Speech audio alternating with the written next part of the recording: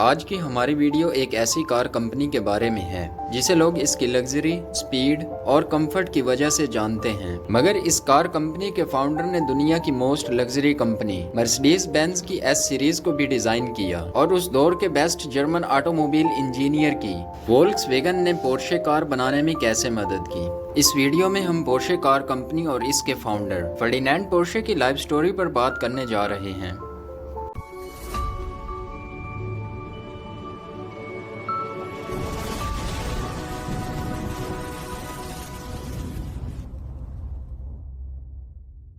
Ferdinand پورشے ستمبر 1875 کو astro Hungarian umpire کے ایک چھوٹے سے گاؤں میں پیدا ہوا جو کہ اب چیک ریپبلک کا حصہ ہے۔ اس وقت کیریجز، ٹرینز اور بائسکل ٹرانسپورٹ کے مین سورسز تھے، جبکہ آٹو موبائل اس وقت دنیا میں بہت کم تھی۔ پورشے کا والد لوہار تھا، لیکن پورشے کو اپنے فادر کے بزنس میں کچھ خاص انٹرسٹ نہیں تھا۔ فرڈینینڈ جب 14 سال کا تھا، اس کے بڑے بھائی کی ڈیتھ ہو گئی اور اپنے خاندان کا بڑا بیٹا ہونے کی وجہ سے پورشے کو اسکول چھوڑنا پڑا اور والد کی ورک شاپ میں فل ٹائم کام کرنا شروع کر دیا، مگر وہ اس کام سے زیادہ خوش نہیں تھا، جس کی وجہ سے فری ٹائم میں فرڈینینڈ الیکٹریسٹی پر تجربات کرتا رہتا۔ اس وقت کینڈلز اور گیس لائٹس کا استعمال زیادہ ہوتا تھا، مگر 19ویں صدی کے آخر میں الیکٹرک بلبز کے استعمال کا رجحان بڑھ رہا تھا۔ پورشے الیکٹرک بلبز پر تجربات کرتا رہتا، جبکہ دوسری طرف اس کا والد پورشے کے اس کام سے خوش نہیں تھا اور اسے یہ کام کرنے سے روکتا رہتا تھا۔ انکار کرنے کے باوجود بھی پورشے کے والد نے جب پورشے کے الیکٹریسٹی میں بہت زیادہ انٹرسٹ کو دیکھا تو پورشے کو امپیریل ٹیکنیکل اسکول ریچنبرگ میں ایڈمیشن کروایا۔ کچھ مہینے نالج حاصل کرنے کے بعد پورشے نے اپنے گھر کے لیے ایک الیکٹرک جنریٹر بنایا اور پورے گھر میں الیکٹرک لائٹس لگائیں، جس کے بعد اس کے والد نے اپنے بیٹے کے ٹیلنٹ کو دیکھتے ہوئے پورشے کو وہ کام کرنے کی اجازت دے دی جو وہ کرنا چاہتا تھا۔ 1893 میں 18 سال کی عمر میں پورشے نے بیلا ایگر کمپنی میں کام کرنا شروع کر دیا۔ یہ فیکٹری الیکٹرک مشینری بناتی تھی۔ اس فیکٹری میں فرڈینینڈ نے کمپنی کی پہلی الیکٹرک ویل ہب موٹر بنائی۔ یہ الیکٹرک موٹر کسی بھی گاڑی کے ویل کے ساتھ فکس کر کے چلائی جا سکتی تھی۔ اس وقت تو اسے زیادہ تر بائسکل کے ساتھ فٹ کیا جاتا تھا، مگر پھر بہت جلد ہی فرڈینینڈ کے مائنڈ میں ایک آئیڈیا آیا۔ اس دور میں آٹو موبائل انڈسٹری دنیا میں ابھر رہی تھی، جس کی وجہ سے نہ صرف لوگ بلکہ انجینئرز بھی بہت زیادہ ایکسائٹڈ تھے۔ فرڈینینڈ نے بیلا ایگر میں 5 سال کام کرنے کے بعد اسے چھوڑ دیا اور جیکوب لونر اینڈ کمپنی میں کام کرنا شروع کر دیا۔ یہ کمپنی سیلف پاور وہیکلز بناتی تھی۔ اس کمپنی میں فرڈینینڈ نے الیکٹرک موٹر کے استعمال کر کے اپنی پہلی آٹو موبائل پورشا P1 بنائی۔ پورشا P1 لکڑی کا ایک کیریج تھا جو کہ فلی الیکٹرک تھا۔ اس وقت زیادہ تر آٹو موبائل ٹرانسپورٹیشن اور امریکہ اور یورپ میں ریسنگ میں استعمال ہوتی تھی۔ پورشے 1900 تک اپنی گاڑی کے ڈیزائن کو بہتر بناتا رہا اور آخرکار اس نے انٹرنل کمبسچن انجن وہیکل میں الیکٹرک موٹر کا استعمال کر کے دنیا کی پہلی گیسولین الیکٹرک ہائبرڈ کار لونر پورشے آٹو موبائل بنائی۔ اس کار نے کئی ریسز ایونٹس جیتے، اس کے علاوہ کئی آسٹرین سپیڈ ریکارڈز کو توڑا، جبکہ لونر پورشے کی ٹاپ سپیڈ 36 مائلز پر آور تھی۔ پورشے اور لونر کی پارٹنرشپ چند سالوں بعد ختم ہو گئی اور اس کے فوراً بعد کار مینوفیکچرر آسٹرو ڈائملر نے پورشے کو چیف ڈیزائنر ہائر کر لیا۔ ڈائملر اس وقت ماڈرن کمبسچن انجن بنانے والی کمپنیز میں لیڈنگ کمپنی تھی اور یہاں پورشے نے 1908 میں پہلی مکمل petrol motor automobile Austro Daimler مایا بنائی۔ اس کمپنی میں اس نے رہتے ہوئے آسٹرو ڈائملر ماڈل 2780 بنائی۔ اس 85 ہارس پاور کار کی ٹاپ سپیڈ 85 مائلز پر آور تھی اور اسے خاص طور پر 1910 میں ہونے والی پرنس ہنری ٹرائل ریس کے لیے بنایا گیا تھا، جس میں اس کار نے پہلی 3 پوزیشن حاصل کی۔ اس جیت کے بعد پورشے آٹو موبائل انڈسٹری میں بہت زیادہ مقبول ہوا۔ اسی دوران جب 1914 میں فرسٹ ورلڈ وار شروع ہوئی تو بہت سی کمپنیز جنگ کا سامان بنا رہی تھیں اور آسٹرو ڈائملر نے بھی آسٹرو ہنگری آرمی کے لیے مشینری بنانا شروع کر دی۔ پورشے نے ملٹری ایئر کرافٹس انجن اور ٹینکس وغیرہ بنانا شروع کر دیے۔ 1918 میں جب فرسٹ ورلڈ وار ختم ہوئی تو پورشے نے دوبارہ ریس کارز بنانا شروع کر دی اور 1922 میں آسٹرو ڈائملر ساشا بنائی۔ اس کار نے 53 میں سے 43 ریسز جیتی۔ اس کے بعد پورشے جرمنی کے کیپٹل اسٹوٹگارٹ منتقل ہو گیا۔ اور اسے ڈائملر کمپنی میں ٹیکنیکل ڈائریکٹر اور چیف انجینئر کا عہدہ دے دیا گیا، جو بعد میں بینز اینڈ کو کے ساتھ شامل ہو کر ڈائملر بینز بن گئی۔ ڈائملر بینز میں کام کرتے ہوئے پورشے نے مرسڈیز بینز ایس سیریز کو ڈیزائن کیا اور اسے بنایا۔ 1928 میں فرڈینینڈ نے اپنے دور کی بہترین speed car Mercedes Benz S S K بنائی۔ یہ 7.1 litre 6 cylinder engine 200 to 300 horse power car تھی۔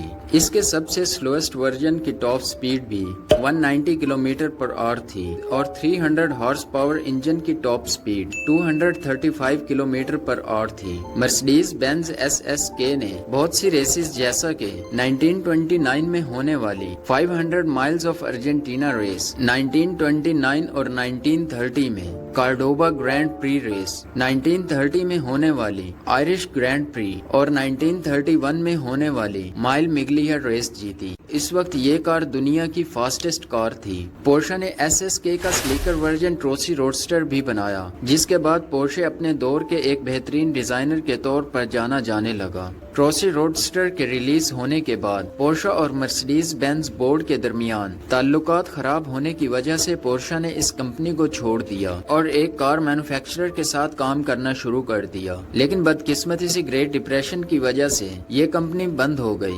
اکانومک کرائسس کے باوجود پورشے نے اپنی کمپنی پورشے GmbH بنانے کا فیصلہ کیا۔ اس کمپنی میں فرڈینینڈ پورشے کا بیٹا فیری پورشے بھی تھا۔ فیری کو اپنے والد کی طرح ڈیزائننگ اور انجینئرنگ میں بہت زیادہ انٹرسٹ تھا اور اس نے بہت جلد ہی اس پیشن کو سیکھ لیا۔ شروع میں پورشے کمپنی اپنے برانڈ سے گاڑیاں نہیں بناتی تھی، یہ صرف دوسرے کار مینوفیکچررز کو موٹر ڈیولپمنٹ پروجیکٹس کے لیے کنسلٹیشن دیتی تھی، مگر جرمنی کا فیمس انجینئر ہونے کے باوجود بھی اس کے پاس اتنے کلائنٹس نہیں تھے، کیونکہ جرمنی ورلڈ وار 1 کے بعد ابھی بھی اکانومک کرائسس کا شکار تھی، جس کی وجہ سے لوگوں کے پاس اتنے پیسے نہیں تھے کہ وہ کار خرید سکیں۔ اسی دوران فرڈینینڈ کو ایک دن لیٹر موصول ہوا، جس کے بعد کمپنی کو بہت زیادہ فائدہ ہوا۔ 1933 میں اڈولف ہٹلر جرمنی کا چانسلر بنا اور اسے آٹو موبائل میں بہت زیادہ انٹرسٹ تھا۔ ایک دن اس نے جرمنی کے بیسٹ کار انجینئرز کو بلایا، جن میں فرڈینینڈ پورشے بھی شامل تھا، اور ان سے کہا کہ وہ ایسی کار بنائیں جو کہ ایک فیملی کار، فیول ایفیشینٹ اور سستی ہو،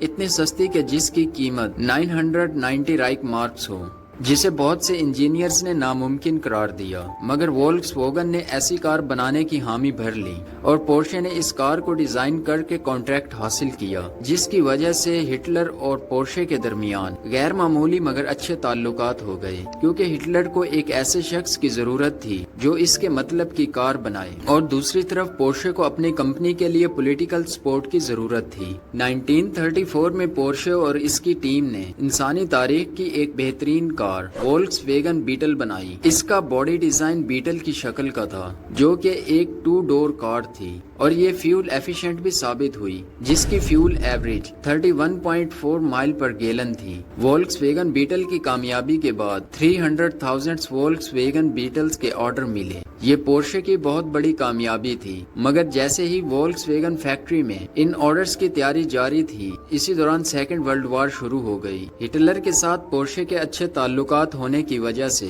پورشے نے جنگ کے دوران آرم ویپنز بنانا شروع کر دیے، اور اس کے لیے ہٹلر کی اسے فل سپورٹ حاصل تھی۔ اس نے اپنی فیکٹری میں جنگی قیدیوں سے فری میں کام کروایا اور انسانی حقوق کی خلاف ورزیاں کی۔ ان تمام وجوہات کی بنا پر جب سیکنڈ ورلڈ وار ختم ہوئی تو فرڈینینڈ پورشے کو فرینچ گورنمنٹ نے پکڑ کر اسے وار کرائمز، SS ممبرشپ اور ہٹلر کے ساتھ قریبی تعلقات کی وجہ سے جیل بھیج دیا، جس کے بعد اس کے بیٹے فیری پورشے نے ایک بار پھر سے کمپنی کو سنبھالا۔ فیری بھی اپنے والد فرڈینینڈ کی طرح بہت زیادہ ذہین تھا اور یہ سویم ویگن بنا کر یہ ثابت بھی کر چکا تھا۔ وار کے دوران جرمنی سولجرز کے لیے یہ کار بہت زیادہ فائدہ مند تھی، کیونکہ یہ زمین کے ساتھ ساتھ پانی میں بھی چلتی تھی۔ اسی وجہ سے فیری کو بھی فرینچ گورنمنٹ نے کچھ ماہ کے لیے سزا کے طور پر جیل میں قید کیا تھا، لیکن بعد میں اسے چھوڑ دیا گیا۔ فیری کو اپنے والد کو جیل سے رہا کروانے کے لیے پیسوں کی ضرورت تھی، جس کے لیے اس نے ایک اٹالین کمپنی سیسیٹیلیا سے کانٹریکٹ سائن کیا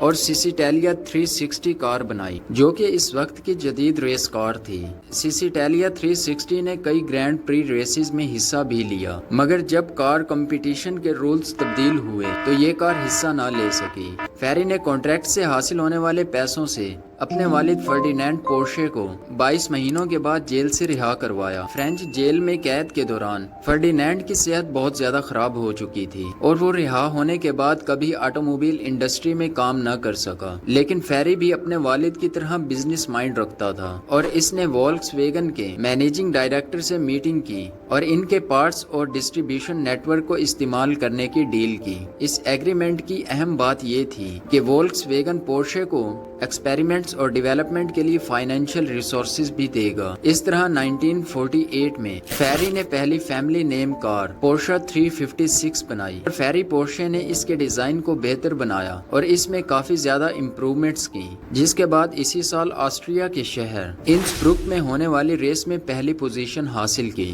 ابتدائی کچھ سالوں میں پورشا 356 کی سیلز بھی بہت کم تھی، مگر پھر بھی فرڈینینڈ اپنے بیٹے کی کامیابی سے خوش تھا۔ 1951 میں فرڈینینڈ پورشے کی ڈیتھ ہو گئی۔ 1951 میں ہونے والی لی مانز ریس جیتنے کے بعد پورشا 356 کی سیلز میں بھی اضافہ ہوا اور پورشے 356 کے دوسرے ورژنز 356 اسپیڈسٹر اور 356 کیریرا کو ریلیز کیا گیا۔ ان ماڈلز کو لوگوں اور بہت سے ریس ڈرائیورز نے بہت زیادہ پسند کیا، مگر 356 پھر بھی ایک وولکس ویگن بیٹل باڈی کار تھی، جبکہ فیری پورشے نئے ڈیزائن کی کار بنانا چاہتا تھا۔ فرڈینینڈ الیگزینڈر پورشے اپنے والد اور دادا کے فٹ سٹیپس کو فالو کرتے ہوئے آٹو موبائل انڈسٹری میں شامل ہوا، مگر یہ کارز کے ڈیزائن میں زیادہ انٹرسٹڈ تھا اور پورشے 911 کی ڈیزائننگ بھی الیگزینڈر پورشے نے کی تھی۔ پورشے 911 پورشے 356 سے زیادہ پاورفل کار تھی۔ اس میں 6 سلنڈر باکسر انجن تھا، جبکہ ایئر کول انجن اس کے ریئر میں ہونے کی وجہ سے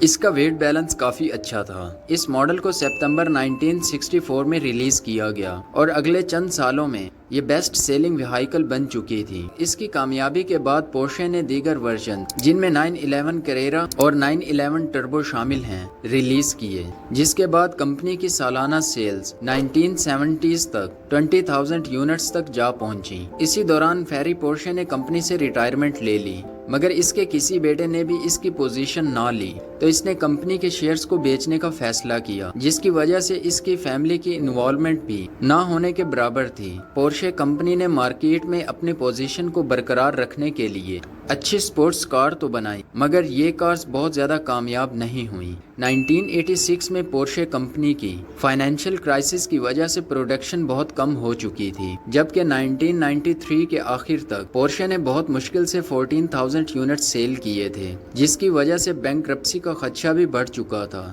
کمپنی نے ان تمام حالات کو دیکھتے ہوئے اسٹریٹجی کو بدلا اور ایس یو ویز بنانے کا فیصلہ کیا۔ اس دوران ایس یو ویز کا ٹرینڈ ابھی نیو تھا اور امریکہ میں یہ بہت تیزی سے مقبول ہو رہی تھی، جس پر کمپنی کو بہت زیادہ کریٹیسزم بھی برداشت کرنا پڑا، لیکن اس کے باوجود کمپنی نے 2002 میں پورشے کایین کو ریلیز کیا۔ پورشے کایین میں وہ تمام فیچرز موجود تھے جو اس وقت کی تمام لگژری وہیکلز میں ہوتے تھے۔ اس کے علاوہ پورشے کے ڈیزائن اور انٹیریئر کو لوگوں نے بہت زیادہ پسند کیا۔ کایین کی بہت زیادہ سیل ہونے کی وجہ سے کمپنی بھی بینکرپسی سے بچ گئی۔ آج بھی کایین اور حال ہی میں ریلیز ہونے والی پورشے میکین کمپنی کی سیلز کے 70% سے بھی زیادہ صرف امریکہ میں سیل ہوتی ہیں۔ اس کے علاوہ پورشے کمپنی ابھی بھی سپورٹس کار بنا رہی ہے۔ اس نے سپورٹس کارز کے نیو ماڈلز پورشے پینامیرا اور فلی الیکٹرک ماڈل پورشے ٹائکین بھی بنائے ہیں۔ پورشے کو اب وولکس ویگن گروپ اون کرتا ہے، جو کہ آج بھی دنیا کا ایک لگژری برانڈ سمجھا جاتا ہے۔